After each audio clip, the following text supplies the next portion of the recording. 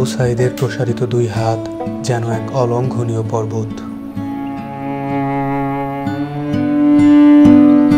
কোনো বর্গীর সাধ্য নেই যেটা অতিক্রম করে বাংলাদেশের মানুষকে স্পর্শ করতে পারে।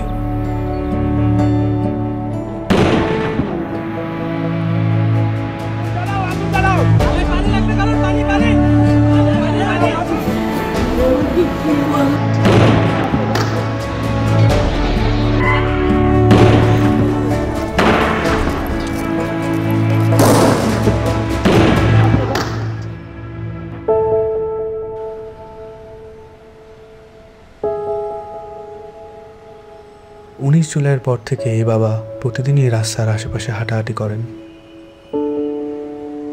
কখনো আবার নির্বাক দাঁড়িয়ে থাকেন। উনি সামনের দিকে তাকিয়ে থাকেন, কিন্তু আসলে কোনো দিকেই তাকান না।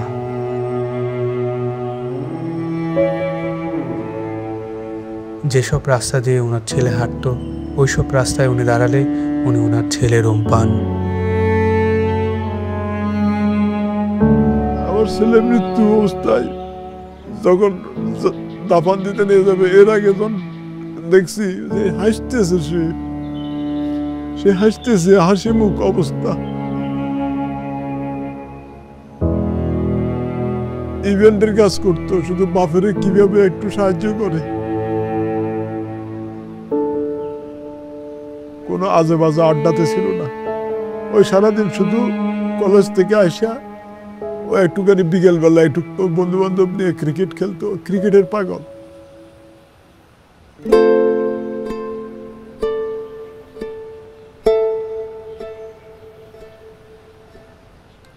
যে আমার পায়ের পাতা আছে এরকম একটা অনুভূতি হতো, কিন্তু আমি যখন হাত দিতাম তখন থেকে আমার পায়ের পাতা নেই, এরকম একটা প্রচুর অনুভূতি হতো। আমি অনেক কান্না করতাম। এই ব্যথার চেয়ে আমার ওই অনুভূতিগুলো আমার বেশি হতো, যে আমার পা আছে, আমি যখন হাত দিই তখন থেকে আমার পা নাই।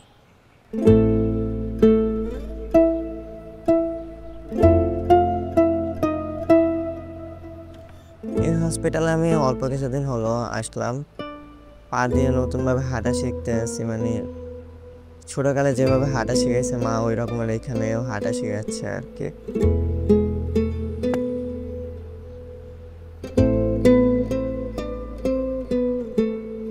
একটি প্রতিবন্ধী কিশোর, 7 বছরের বাচ্চা, ল্যাংড়া মানুষ যদি সংগ্রামে নামতে পারে, তাহলে আমি কেন বসে থাকবো ঘরে?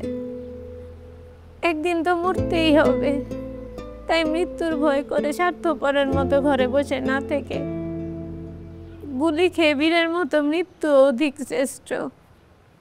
আমি যদি বেঁচে না ফিরি, তবে কষ্ট না পেয়ে গর্বিত হয়েও জীবনের প্রতিটি ভুলের জন্য ক্ষমা চাই। আনাস।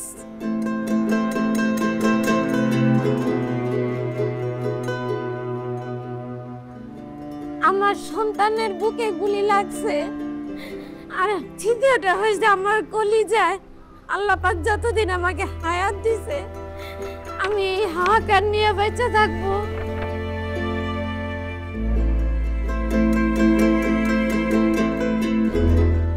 প্রিয় বাবা আসলে আমাদের একটা কিছু না, কিন্তু চকলেট নিয়ে আসছে। প্রিয় বাবা নাই বাড়িতে, তখন বাইরে গেছে আর পুলিশ এসে ওকে ঘুরে মেরে দিছে। আই মিস ইউ প্রিয় বাবা।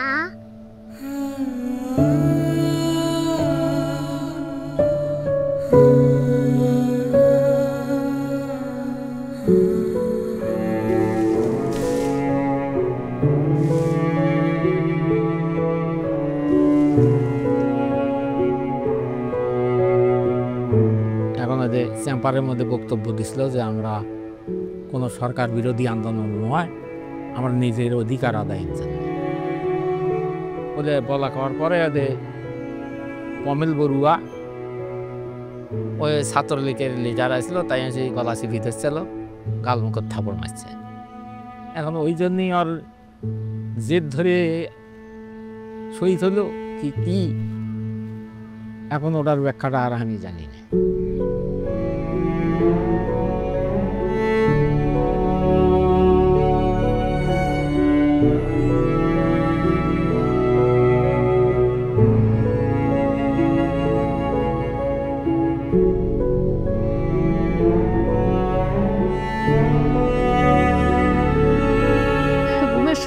মায়ের দুধ খাইয়া ঘুমায়, সেই ঘুমটা ঘুমাইতে পারে না, তখন আফাইতে পাইয়া ফাইতে ভাই করে উলট ফ্লট করে ঘুমলে গিয়ে আবার উঠে খুলে লই।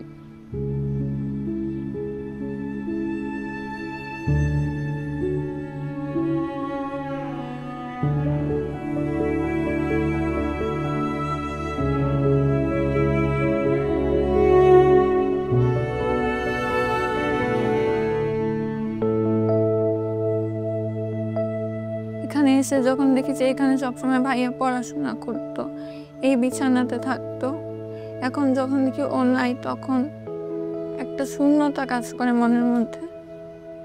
খারাপ লাগে যখন দেখি যে ভাইয়া এই রুমে নাই। এই ছবিটা 18 জুলাই আমার আন্টি নাজিয়া খান ফেসবুকে পোস্ট করেছিল।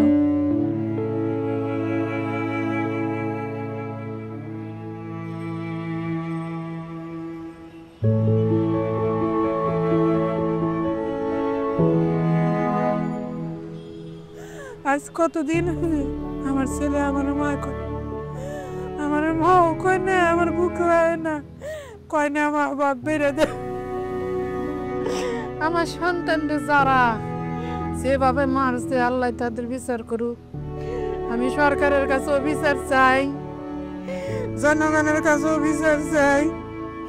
আমার সন্তানদের মারছে, হাজার হাজার মায়ের বুক খালি করছে, যে খালি করছে তারও বিচার করুক আল্লাহ। কতটা তুমি হারালে বন্ধু, কেঁদেছে অন্তর, জানো না তুমি হারাবার ব্যথা, জানে পলাশির প্রান্ত। হারিয়ে গেছে যেখানে মায়ের সোনার নলুকখানি, গোলা ভরা ক্ষেতের ফসল, সাজানো ফুলদানি।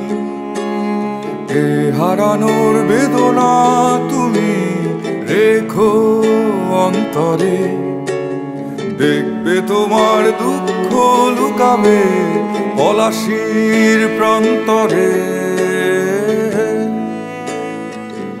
বাংলাদেশের বুকের ওপর চেপে বসা 36 দিনের এই ভারই আমরা নিতে পারছি না।